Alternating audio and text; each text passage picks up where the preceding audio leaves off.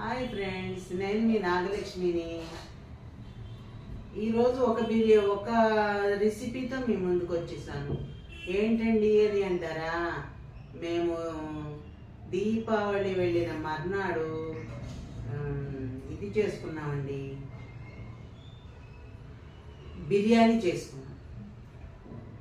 ఎట్లా చేసుకున్నాము అంటే మామూలు బిర్యానీ, కొంచెం పౌడర్లో తేడా ఉంది.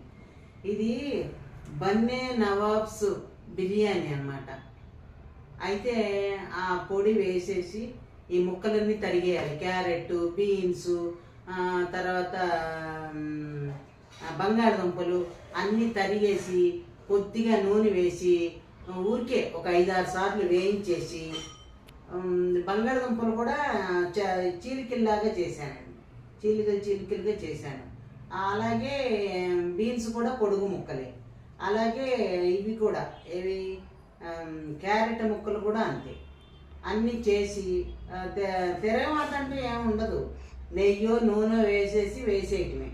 వేసేసి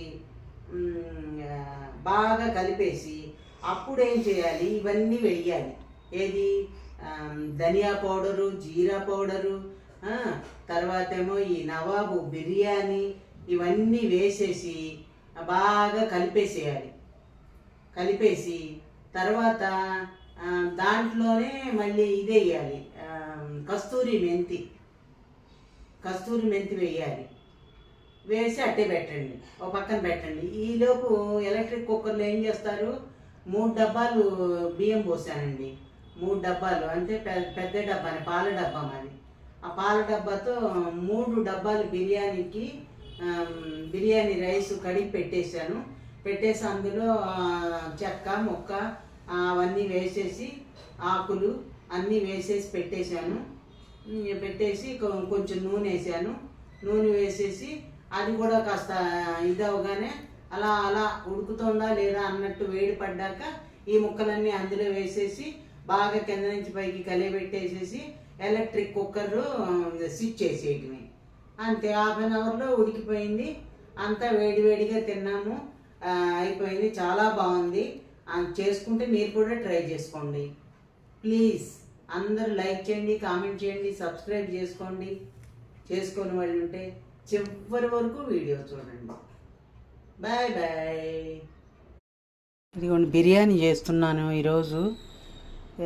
క్యారెట్ ముక్కలు, బీన్స్ ముక్కలు, తర్వాత బంగాళదుంప ముక్కలు తరిగాను, సన్నగా తరిగి కొద్దిగానే నూనెలో వేసి ఇప్పుడే వేయించి దాని మీద పొడులు చల్లాను.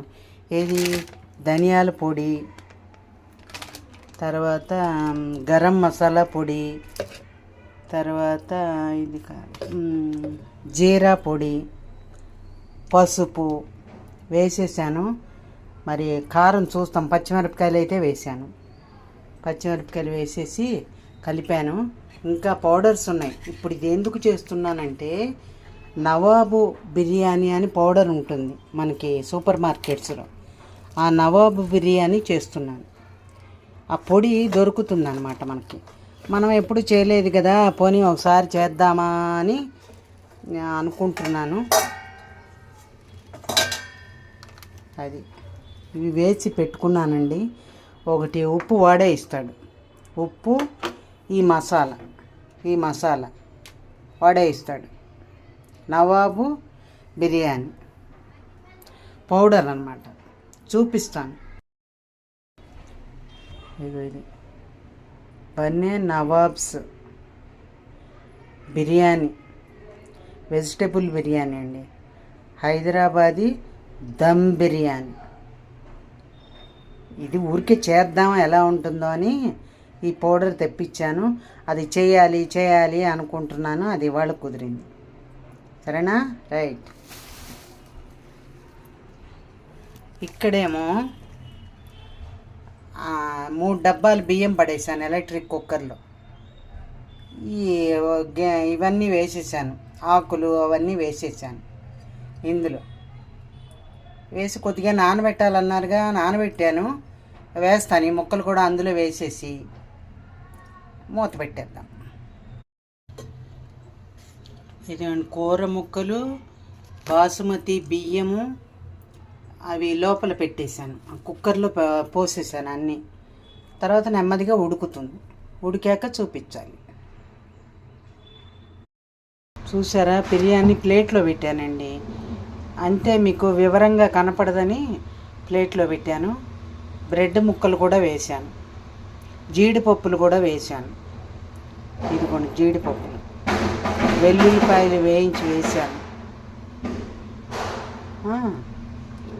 మామూలుగా ఇవన్నీ చెప్పాగా, బీన్స్, క్యారెట్, బంగాళదుంప. ఉల్లిపాయలు ఏం చేశాను, ఉల్లిపాయలు తరిగి వేయలేదు. దానికి ఏం చేశాను, ఫ్రైడ్ ఉల్లిపాయలు ఉంటాయి కదా, ఫ్రై చేసిన ఉల్లిపాయలు అవి తెప్పించాను, బ్లింకెట్ నుంచి అవి తెప్పించాను. అవి వేశాను, అవి కూడా బాగున్నాయండి, చాలా బాగున్నాయి. ఈ ఉల్లిపాయలేమో సన్నగా తరిగి రైతా చేశాను. అది అందుకని ఇందులో ఉల్లిపాయలు వేయలేదు, ఆ ఫ్రైడ్ ఆనియన్సే వేశాను. ఇందులోనేమో రైతాలో మామూలు ఉల్లిపాయలు తరిగి వేశాను. రైతా కూడా చేశానండి, ఉల్లిపాయ కొత్తిమీర వేసి పచ్చిమిరపకాయలు వేసి రైతా కూడా చేశాను. బాగుంది, ఇది కూడా బాగుంది.